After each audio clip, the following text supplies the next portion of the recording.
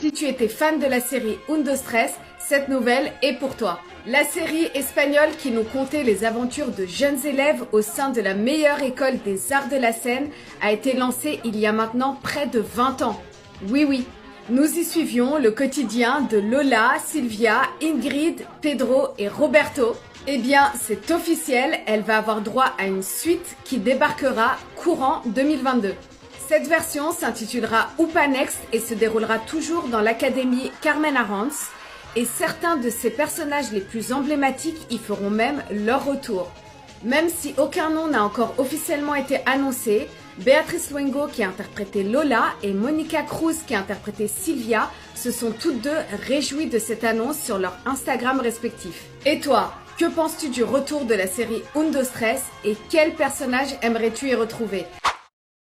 Avis aux fans de la série culte des années 2000, Malcolm.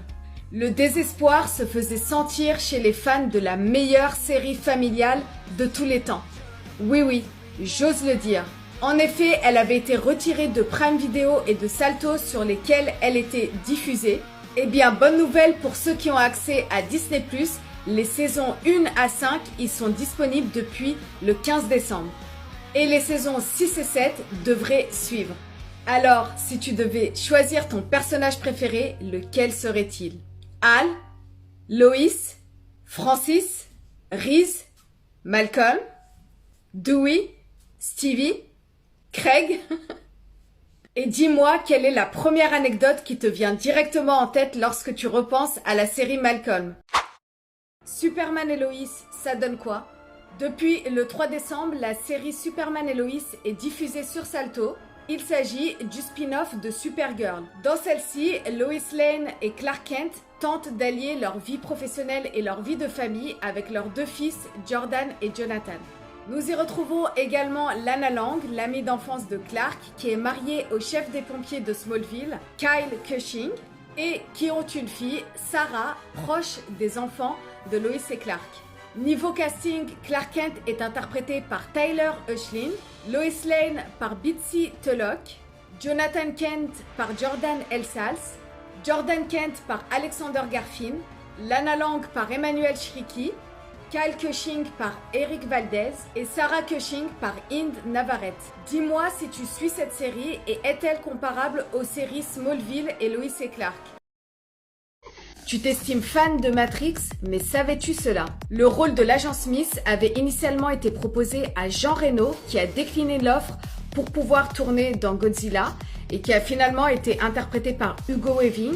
Will Smith, quant à lui, a été envisagé pour le rôle de Neo, mais a refusé pour pouvoir tourner dans Wild Wild West. En effet, il n'a pas été convaincu par le pitch et estime qu'il aurait moins bien interprété le rôle que Keanu Reeves.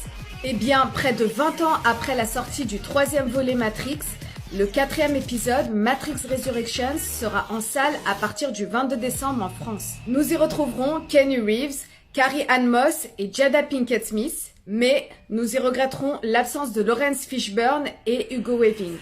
Quel est le premier souvenir qui te vient à l'esprit en repensant à Matrix et comptes-tu voir ce quatrième volet? Avis aux fans de Harry Potter. Le premier volet de la saga, Harry Potter à l'école des sorciers, est sorti au cinéma fin 2021, soit il y a 20 ans. Oui. Et à cette occasion, une grande partie des acteurs de ces films se réuniront lors d'une émission spéciale. Et bonne nouvelle, celle-ci sera diffusée en France dès le lendemain de sa sortie aux États-Unis, à savoir le 2 janvier 2022 sur Salto. Il s'agira des premières retrouvailles publiques des trois héros, Daniel Radcliffe, Emma Watson et Rupert Grint, depuis 20 ans. Au programme de l'émission, rétrospective, anecdotes de tournage, discussions et souvenirs. Quel est le premier souvenir qui te vient en tête lorsque tu penses à la saga Harry Potter et quel volet as-tu préféré?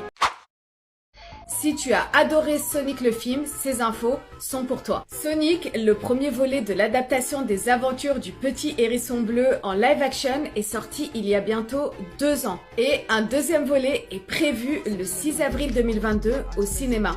Sonic veut désormais prouver qu'il a l'étoffe d'un véritable héros au sein de la petite ville de Green Hills. Mais c'était sans compter sur le retour de Robotnik à la recherche d'une émeraude qui lui permettrait de détruire l'humanité. Il sera accompagné de Knuckles, le petit hérisson rouge, dans cette sombre ambition. Sonic fera alors équipe avec Tails afin de contrer ce projet. Jim Carrey y reprendra son rôle de Robotnik. Malik Bentala prêtera sa voix à Sonic dans la version française. Dans la version anglaise, Idris Elba prêtera sa voix à Knuckles et Colin O'Shaughnessy au personnage de Tails. Les voix françaises n'ont quant à elles pas encore été dévoilées. As-tu aimé le premier volet de Sonic et qui verrais-tu dans les voix françaises de Knuckles et de Tails? One Piece en live action, c'est le nouveau projet en préparation par Netflix. La première saison de 10 épisodes de l'adaptation du manga japonais devrait porter sur les premières aventures du héros Luffy enfant. Rêvant de devenir le roi des pirates et partant à la quête de ses futurs camarades pour constituer son équipage. Niveau casting, nous retrouvons Iñaki Godoy pour le personnage de Luffy, Makenyu dans le rôle de Roronoa Zoro, Taz Skylar sera Sanji, Jacob Gibson interprétera Usopp et enfin Emily Rudd sera Nami.